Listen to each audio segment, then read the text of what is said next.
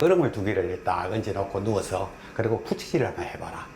그야말로 그 차가움이 온몸을 그냥 아주 싹 해가지고 아주 시원해질 것이다.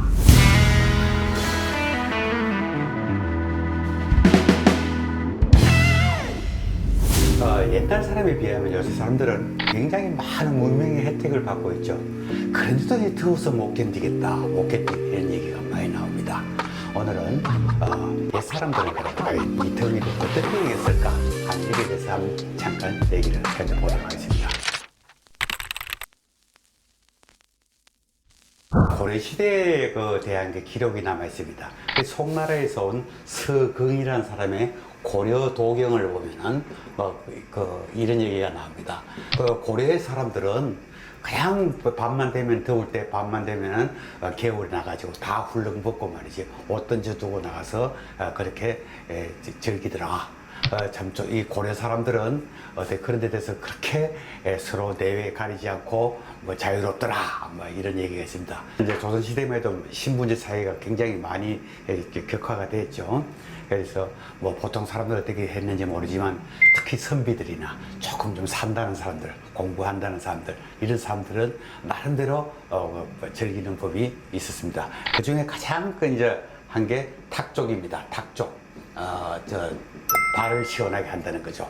이 뒤에 그림에도 나와 있지만은 이 발을만 시원하게 하면은 사람은 견딜 수 있다. 이래가지고 전부 다 의관은 그대로 정지한 채로 흘러가는 물에다가 발을 담그고 지내고 그랬답니다.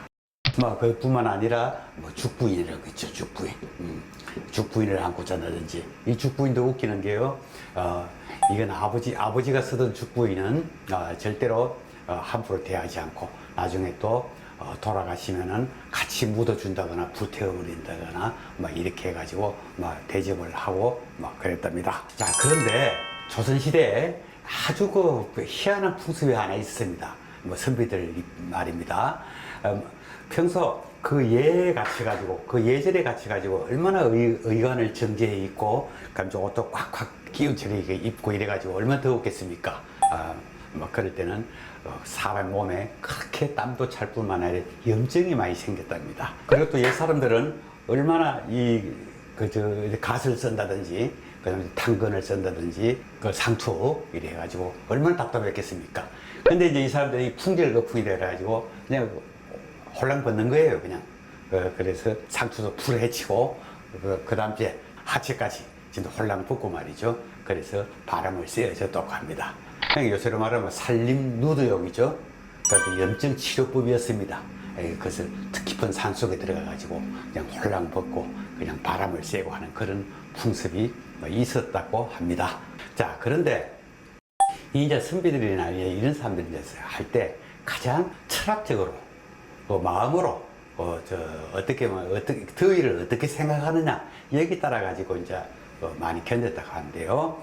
아무리 복더위 날이라 하더라도 땀이 줄줄 흐르더라도 가만히 앉아서 눈을 감고 정지하고 있으면 절대 더위가 나를 이겨내지 못한다. 그래서 사람이 말이지 너무 덥다 해가지고 너무 시원한 데를 찾거나 돌아다니면 도리어 더 더워진다. 왜냐? 바로 움직임이라는 것이 바로 더위다. 그래서 움직이지 않는 게 가장 좋다. 자, 이런 법이 있다 이래가지고 아주 갓을 쓴 채로 의관을 정지한 채로 가만히 앉아서 그 더위를 이겨내는 걸 최고의 철학적인 어떻게 보면은 어떤 철학적인 비서법이라고 할 수 있을 그런 거 아니겠습니까? 그래서 그걸 이제 예를 뭐로 드냐면 자 이렇게 예를 듭니다. 먼지가 있다. 먼지를 쓸어버리면은 도리어 먼지가 더 난다. 차라리 가만히 두는 것이 먼지가 가라앉아서 그게 도리어 더 낫다. 또 예컨대 우물물을 보라. 우물을 깨끗이 한다고 그걸 우물 친다고 가서 어쩌고 하다 보면은 더 그냥 흙탕물이 된다. 그냥 어떤 때는 그냥 가만히 놔둔 채 두는 게 바로 흙이 가라앉고 그리고 더 더러워지지 않는다. 이런 논리라고 합니다. 더위라는 것은 양과 동, 움직임, 양의 힘과 움직임에서 나오는 것이다. 그러니까 이 뭐냐면은 고요할 정자, 고요히 있으면은 고요히 있으면은 음의 기운이 나한테 온단 말이지. 가만히 있으면 음의 찬 기운이 오기 때문에 이겨낼 수 있다. 이제 이런 식으로 보는 겁니다. 근데 우리가 여기서 이제 이런 식으로 해서 선비들은 앉아서도 조용히 있으면서 책을 넘기면서 공부를 하고 어떤 생각을 하면서 그렇게 견뎠다고 합니다. 근데 이제 우리가 여기서 가장 특징적인 경우는 조선시대 정조가 그런 일이 있었습니다. 조선시대 정조는 아주 지독한 사람이죠. 나름대로 생각이 아주 단단한 사람입니다. 이 사람이 이제 자기가 집무하던 집무실에 그렇게 더웠대요. 정말 여름에. 그렇게 땀이 줄줄 흐르고 그랬답니다. 그래서 옆에 신하들이 제발 좀 옮겨라. 좀 시원한 데로 옮겨라. 옮겨라. 여기 이때 정조가 뭐라 그러냐면, 야, 아니다. 시원한 데로 옮기면 거기서 조금만 또 적응이 되면은 또 거기 더울 것이다. 또 더 시원한 데를 찾을 것이다. 내가 바로 이 자리에서 자족스러워 느끼고 자족하고 있으면 이게 바로 더위를 견디는 법이다. 그러면서 여기서 이 사람이 뭐냐면 독서처럼 여름을 견디기 좋은 게 없다. 책 읽는 것처럼. 책을 읽다 보면 내 마음이 몸을 제압하는 것이니 그 몸이 더운 몸이 나를 침범할 수가 없다. 그것이 최고다. 그래서 독서가 최고다. 나는 이번 여름 그렇게 더웠지만은 나는 한 번도 더위를 느껴본 적도 없고 내 책 읽는 것에서 즐거움을 느꼈다.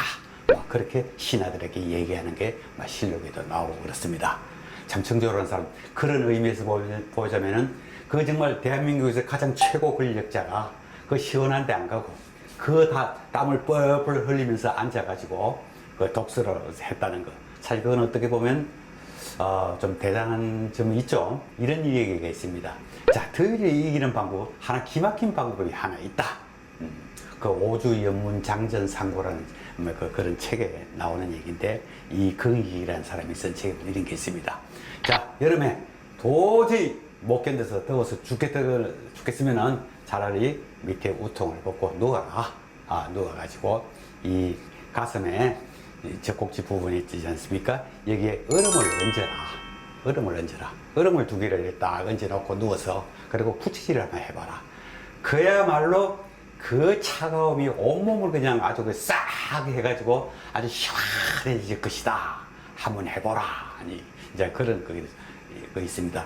사실은 제가 언젠가는 이걸 읽고는 한번 더운 여름에 한번 실험을 한번 해본 적이 있습니다. 실험을 한번 해본 적이 있는데 정말 미치도록 시원하더구만요. 그렇지만 이제 여기서 하나 문제는 뭐냐면 그러면 요새는 얼음이 굉장히 지층에 깔려 있지만은 쉽게 살도 있지만 그럼 조선시대에 얼음은 쉽게 구할 수 있었느냐? 아닙니다. 조선시대 얼음은 임금님의 하사품이었습니다. 그 얼음을 보관한 것이 바로 동빙고동, 서빙고동입니다. 이쪽에서 얼음을 그렇게 얼려가지고 보존을 하다가 나중에 정말 더울 때 신하들한테 벼슬하는 신하들한테 그 품위에 따라서 품계에 따라 가지고 이렇게 선물로 나눠주고 했던 것입니다. 그만큼 사실은 얼음을 아무나 얻을 수 있는 것이 아니라 나름대로 굉장한 어느 정도 지위가 돼야 얻을 수 있었다는 것입니다.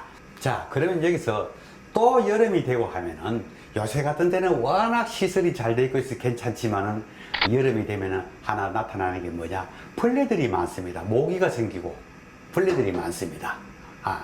그런데 거기서 이상한 하나의 효도법이 하나 나오게 됩니다. 여름에 특히. 그게 뭐냐? 여름이 되면 아무래도 이제 어른들, 부모님들, 나이연로 하신 부모님들이 모기에도 물리고 여러 가지 벌레에도 물리고 그렇지 않겠어요? 그래서 그때 나타난 것이 하나의 조문지효라고 합니다. 조문지효라고 하는데 조가 뭐냐면은 이 조자가 벼룩 조자입니다. 벼룩. 문은 아시다시피 바로 모기입니다. 자, 부모님이 벼룩이나 모기한테 물릴 걸 얼마나 괴롭겠습니까? 그래서 그 부모님이 그 벼룩이나 모기에 당하는 것을 못 보겠다.